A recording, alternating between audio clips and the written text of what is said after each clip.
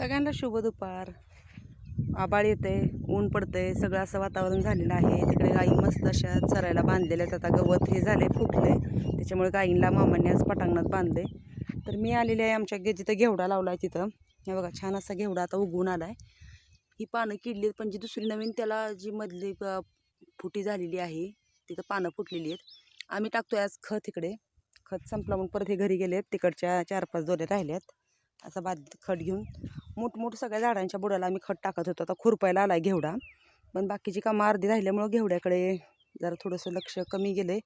आणि आता खुरपायचा घेवडा, बाकीची कामं झाली की थोडी मिरची लावायची, भेंडी अर्धीच राहिली लावायची. काल मल्चिंग हातरलेलं आहे, मग तिकडची कामं झाली की घेवड्याला परत खुरपायला यायचं. एवढं काही जास्त पण गवत नाही आहे, कुठे जरा जास्त आहे कुठल्या कुठल्या दोऱ्यांमध्ये.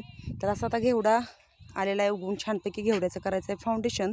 मग थोडा खत टाकून घ्यावं म्हणलं, शेणखत पण घालायचं, पण शेणखत घालणारे खुरपून आम्ही.